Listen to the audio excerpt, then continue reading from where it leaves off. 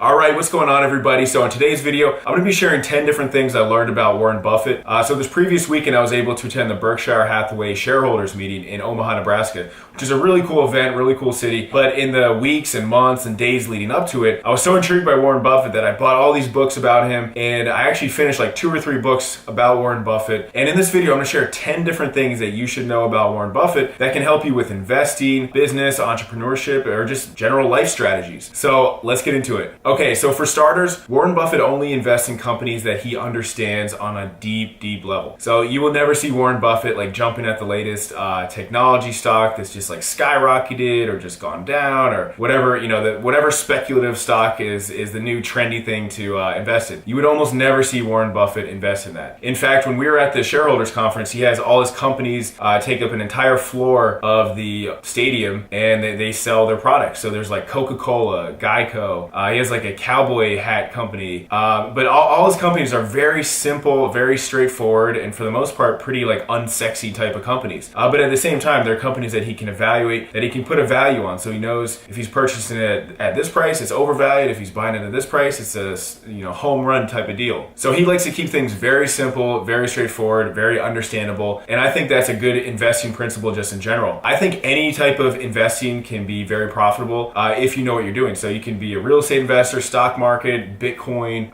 whatever type of investing it is, but you really need to study it. You need to understand what makes it a good value, what makes it a bad value, and then kind of go from there. Okay, so number 2, and I found this very fascinating. He talks a lot about hedge fund managers and mutual fund managers that people pay millions of dollars to every single year, and they end up getting a worse result, a worse ROI than if the person had just blindly put their money into the S&P 500 or pretty much any index fund for that matter. And to prove this concept, he actually made a $1 million bet with a hedge fund where he let the hedge fund manager pick like the 5 best hedge funds, and then Warren Buffett just picked the S&P 500. And sure enough, the S&P 500, without different people choosing different stocks and whatnot like a hedge fund would, ended up beating all 5 of the hedge funds. So it's pretty interesting because he talks a lot about there's all these fees that brokers charge you to get a worse result than if you just put it in the index fund itself. And he talks about it's really the only profession or service where you're basically paying a professional to get a worse result for you than if you were to just do it yourself. Like, if you were trying to get a tooth pulled, right? You could do it yourself, but it would probably be a pretty bad result. And on and on and on. But with stock market investing, putting your money in an index fund is one of the smartest things you can do. Okay, a third thing that he's really big on is investing in yourself. So when he was in his 20s or 30s, he invested in a Dale Carnegie public speaking course. And he said that was one of the best investments in his life. And he's always trying to read books and learn new strategies. And he just really talks about, look, if you're going to invest your money somewhere,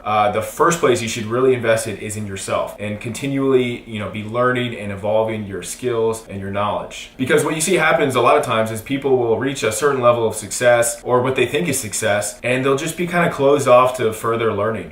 When in fact, the top investors in real estate or the stock market or really anywhere, they are continually trying to, improve their game. They're going to mastermind events, they're going to weekend seminars, they're getting coaching, they're paying the top consultants to try to tweak their business a little bit so they can get more advantages. So keep an open mind and try to continually be learning. Okay, number 4, he talks about following your passion. He actually says you should be tap dancing to work every day. So if you're not tap dancing to work, you need to choose a new profession. You should, love what you do. It's going to make you very good at what you do. That's how he became so successful. In fact, he doesn't even really spend his money. He lives in the same house he bought in 1931. It's probably been updated a few times. It's not like he has like Lamborghinis and things like that. But he just loves what he does so much that's one of the main reasons why he's been successful with it. And some ways to find your passion are to basically try a lot of different things. You should be reading a lot of books. You should be trying a lot of different marketing strategies, business strategies. Maybe if you have a full-time job that you don't like, maybe you try some strategies on the side or get a part-time job in a career that you do like. Maybe you watch a lot of documentaries. Maybe, find your interests, find your passions, see who's making a living in that field, and then kind of follow what they do. All right, number 5. So a lot of people have been talking about the succession plan with Berkshire Hathaway. Warren Buffett and Charlie Munger are very old.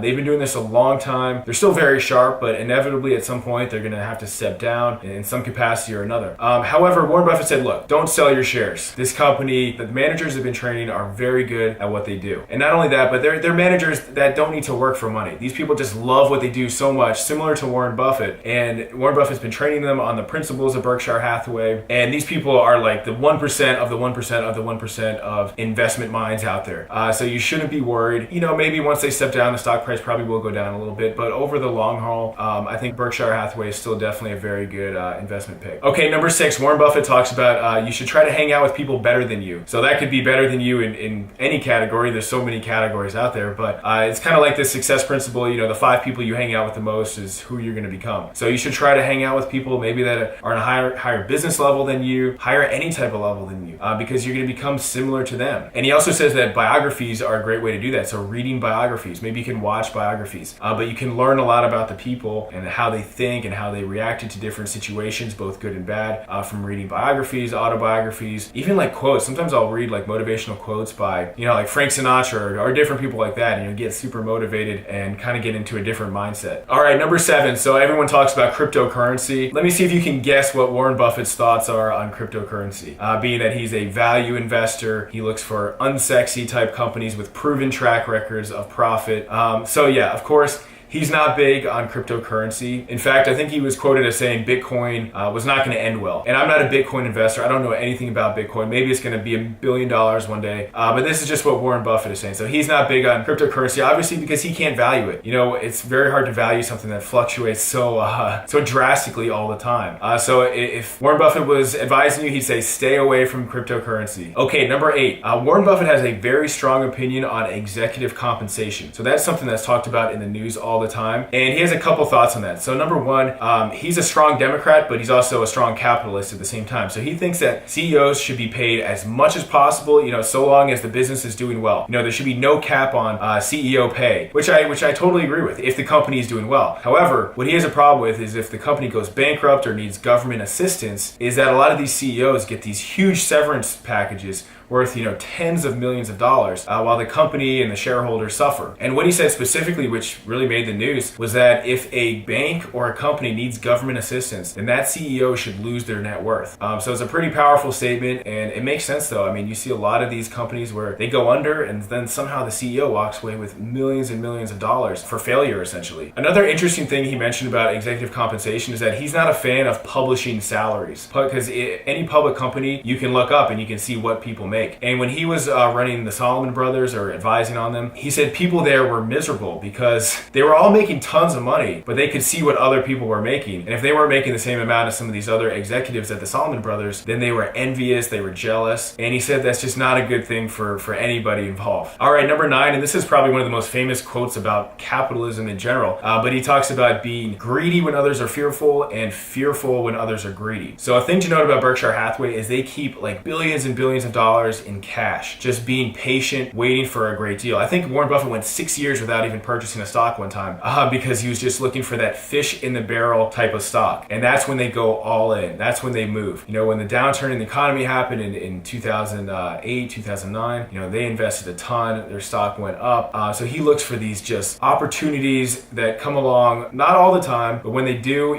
they're ready. And he talks a lot about how most investors are not patient. They don't really analyze stocks. They don't look at enough deals, so they just kind of see something, they'll invest in it, they'll cash it out, have to pay taxes on it. When he moves, he's in it for the long term. So he buys a stock, he's holding on to it for 30, 40, 50 years. He very rarely actually sells stock. Okay, and lastly, I want to give you Warren Buffett's opinion on socialism. So it's been, talked about a lot. Is the US headed to socialism in the next 5, 10, 20 years? And Warren Buffett is a strong Democrat. Charlie Munger is a strong Republican, his business partner. So they're polar opposites on the political spectrum. However, they both don't see any type of socialism in the near future for the US, or even he said 2020, 2040, or 2060. He does not see the US going to socialism. He said there's always going to be some type of government, watchdog and that type of thing. But as far as full-blown socialism or even a more extreme socialism than there is now, he does not think that's a risk. He does not think that's an issue. We'll see what happens over the next 5, 10, 15, 20 years. But I tend to trust Warren Buffett. And look, America is a capitalist country. It's going to take a massive amount of people to